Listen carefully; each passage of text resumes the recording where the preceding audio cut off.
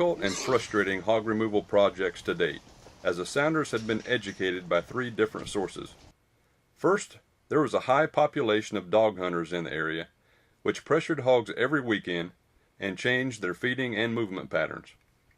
Second, gun hunters only shot adult sows at automatic feeders, which made the rest of the Sounder negatively associate bait sites to danger areas.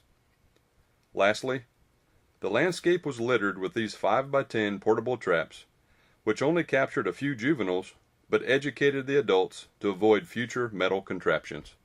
The first step of our capture success matrix is to condition hogs to trust a daily food source. We erected this feeder on 10 January to begin collecting intel and documented very odd behavior during the next 6 weeks. There were 6 different Sounders using the bait site, but they only visited the area once every 7 to 9 days. One week we counted 25 hogs, then the next it was only 19. Total, we counted 40 different pigs from 6 separate Sounders.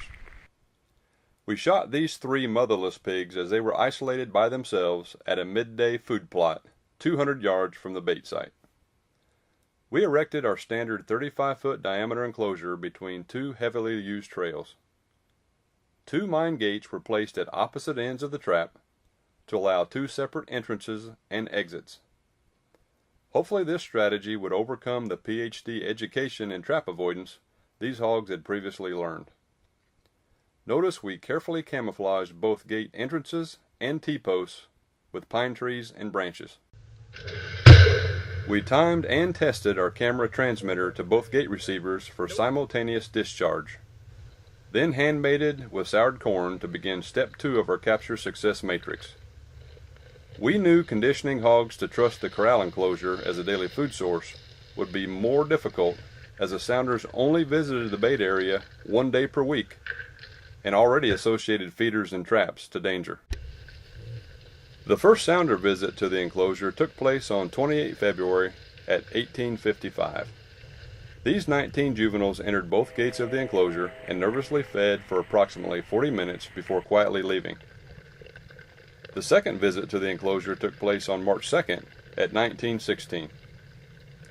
These juveniles were from the 19-pig Sounder and the 6-pig Sounder. At 22:14, they spook for no apparent reason and quickly depart the trap. Notice a few pigs from the new Sounder become confused about the exit locations.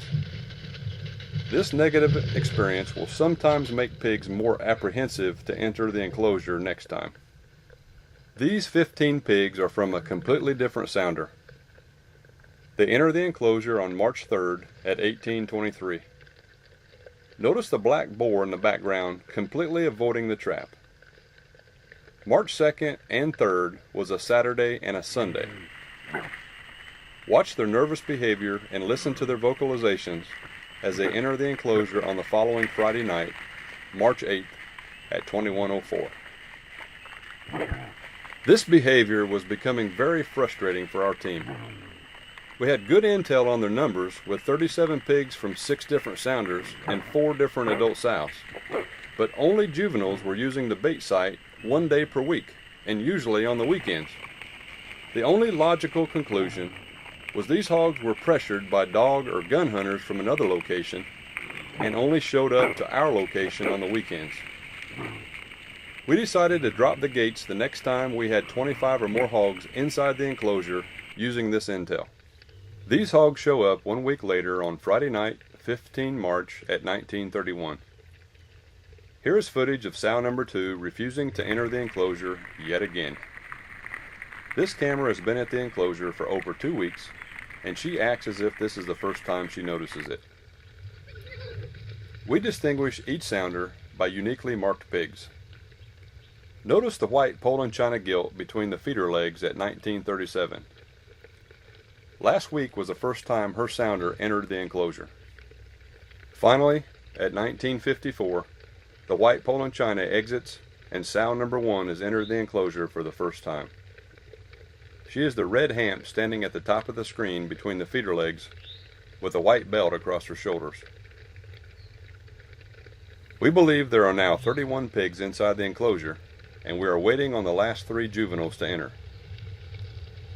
The white Poland China or sound number 2 delivered an alert grunt from outside the enclosure and eliminated our best trapping opportunity to date.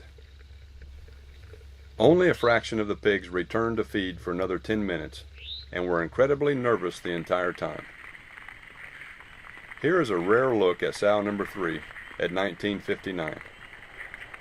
She never entered the enclosure during the entire month of trapping operations. The sounder exits the enclosure, leaving bait on the ground. The next trapping opportunity took place 9 days later on Sunday night, 24 March, at 22:14. Notice how incredibly nervous the sounder appears. This was only the 6th time pigs had been at this location during the past 4 weeks. Farmers had already begun planting corn, and we knew trapping chances would diminish in future weeks. We changed our mission focus to capture as many of the remaining 37 hogs as possible in the trap enclosure, and then shoot the rest during thermal operations at night. The group returns 2 minutes later at 22:16 and cautiously enters the gate threshold. We currently have 21 pigs feeding inside the enclosure and 7 more still outside. 2 minutes later at 22:18, these 4 pigs enter while 3 remain outside. We observe the bait site for an additional 6 minutes, calculating our odds at capturing the entire sounder. The past month's intel of nervous behavior from surrounding hunting and trapping pressures, combined with lessons learned from last week's missed opportunity, along with increased corn planting acreage, told us the smartest decision was to capture this group and attempt to shoot the remaining 12 during thermal operations. At 22:24, we simultaneously dropped both mine gates to capture 25 pigs.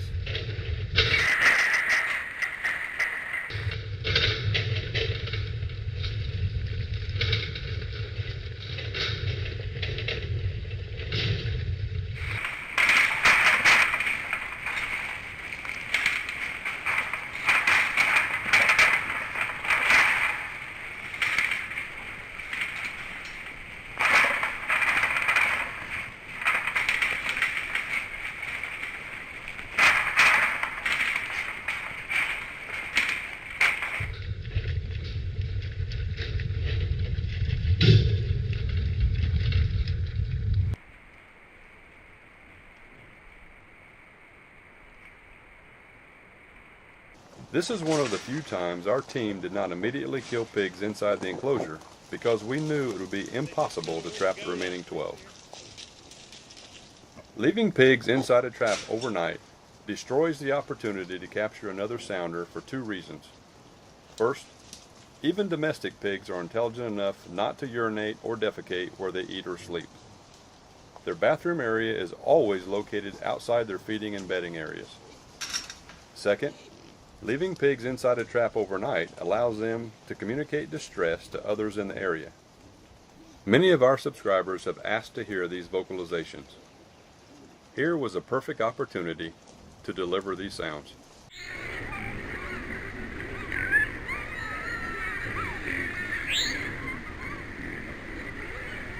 We killed these 25 inside the enclosure on the morning of 25 March.